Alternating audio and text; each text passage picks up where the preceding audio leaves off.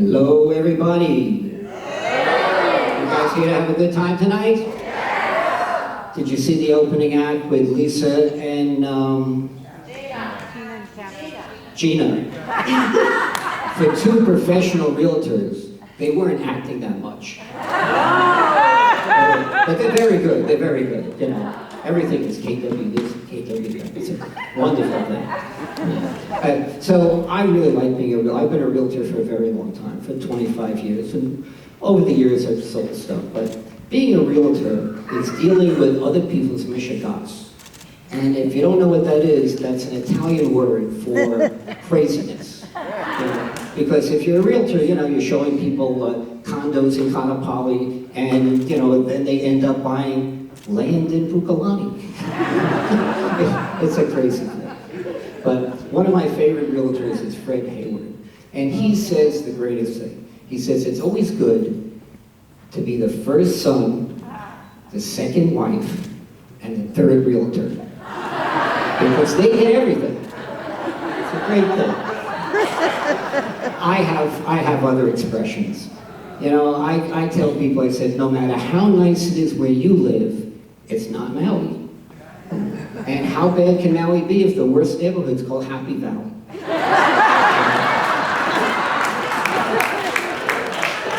But my new thing is what drives our business. And I always say the D's: death, divorce, destitution, and the grandchildren. I gotta go back to the mainland. My kids are having kids and everything. As long as there's Skype and FaceTime, I don't have to go back to the mainland and leave paradise. I'm living here.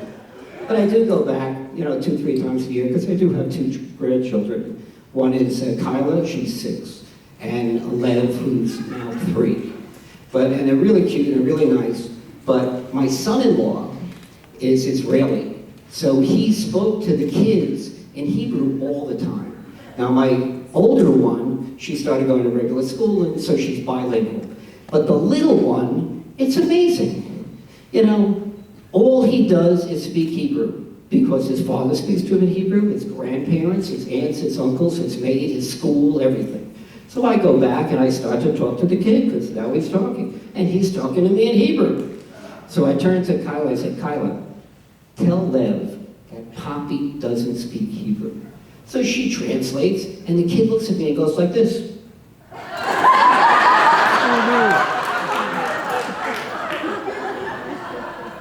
Now I come back 3 months later thinking, hey, he's going to be doing better. So I go to the dermatologist first, and I get all this stuff cut off, but then I go to their house. And I walk in, and I say to Kyla, I said, Kyla, how's Lev doing with his English? Oh, Poppy, he's doing great. I said, really? I said, where's he learning his English from? Oh, his grandfather. Well, now his grandfather is a Hungarian Israeli. So the kid walks in the room, and he looks at me and goes, Poppy, what's going on with you? What's with this Band-Aid? What's with this? You're always cut up every time you walk in the house. What's going on? I said, Lev, did you learn how to count? She goes, yeah, 1, 2, 3. So he's this high, and he's like a little old Jewish man. It's unbelievable. So, my wife died 4 years ago. You know, it was a terrible thing. And one of the things I miss about her is that she's a great cook. She never, ever, ever, ever cooked a bad meal. She only cooked twice. So that made me single. And being single, and I keep getting older and older, is not easy, you know? So I'm back to random sampling with an eye for quality. But it's still not that easy. You know, they even make it where you can go on your phone, and they have this thing called Tinder, which is like, you know, for young kids, it's like guaranteed getting laid. Oh, hook up. I go on, swipe, swipe, swipe, swipe, nothing. I can't even get laid on Tinder. It's like crazy, you know? I put that. I even have a picture of a 25-year-old guy, and nothing happens. But that's okay, because, you know, it's hard for me to find somebody because I'm actually a quadrisexual. which is, I'll do anything with anyone for a quarter.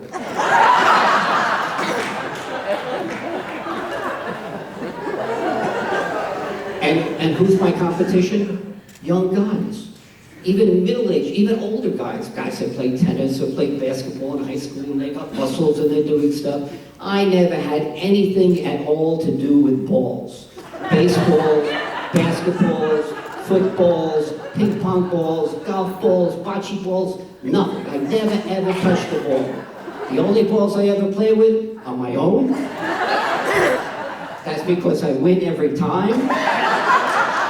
And I'm old enough to where if anybody else wants to play with them, be my guest.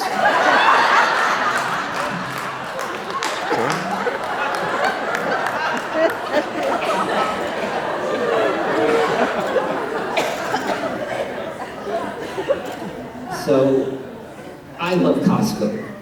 Costco is one of my favorite places. You get to see everybody. It's a wonderful place. And it's the only place you can go in for a free lunch, and it costs you $285. But not only when I go to the mainland, besides Costco, which I don't see on the mainland, but what I do go to are strip clubs. Why not? Strip clubs is like Costco for men. You know, you go in, the girls are giving you free samples. You know, I love it when I walk in the place and the bouncer comes over to me and goes, "Sir, would you like me to introduce you to some girls?" I look at him and go, "I've been talking to pretty girls before your mother was born." I said, "Are you crazy?"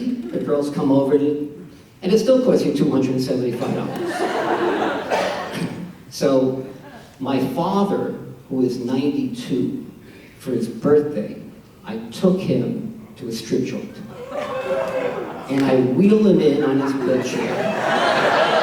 And we went between 5 and 6 because it was the early bird special. And he loved it. And I don't know if you've ever been there, but it's very loud, and the girls are dancing, and the girl leads into me. She goes, "Oh, your father's very, very nice. It's a shame he can't see." I went, "What?" She goes, "Oh, it's a shame he can't see." I have no idea what she's talking about. I'm driving him home a little later. I said, "Pop, why did that girl say to you that you couldn't see?" She says, "Oh, I told her that so I could touch her more."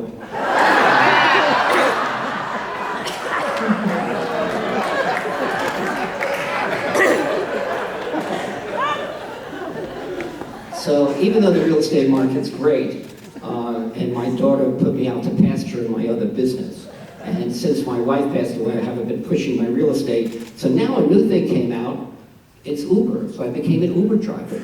So I love talking to people and driving people. I put it on like if I'm going somewhere. And then people, they're paying me to go to where they want to go, which I'm going anyway. So it's a great thing. So the biggest thing is I start talking to people and they go, "Where are you from?" I said, "Where am I from?" I said, "I'm from back east." "Oh, New York, you have a New York accent." I said, No. I'm from way back east. I'm from India. I come from Delhi. That's where I come from many years ago. Yes, it's a wonderful thing. So many people. Now I come to New York, it's only 10 million people. We had that in an apartment building. I don't understand. But I come to America and I want to learn how to speak English. So I'm watching the television, and I'm watching Seinfeld, I'm watching Friends, Curb Your Enthusiasm, everything, Bob Larry, I don't understand. So now I talk like this, and I have a New York accent. And I've been here 35 years, and I still don't understand why I have a New York accent.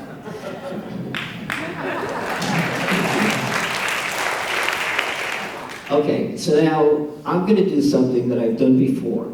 And I do it in person, I do it all the time. But if anybody's seen me do it, please don't spoil it for the other people. Okay? Okay. So I need 2 hands for this. Okay. What do you think this is? I can't hear you. You can yell out. Pen. Glasses, what? Flashlight. Pen. Very good, cigar holder. I'm not talking cigar. No, watch this. Chopsticks. Chopsticks. I take them everywhere. I eat everything with chopsticks. And people say, Larry, why do you eat everything with chopsticks? You even eat ice cream with chopsticks. I said, yeah. I said, 1 billion Chinese cannot be wrong.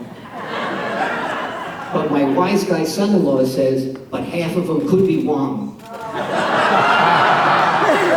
Thank you very much. Don't forget, we're here for a good cause. Everybody that buy their little coupons, spend money, enjoy yourself. It's not only for the kids, it's for the out here. It's a wonderful place.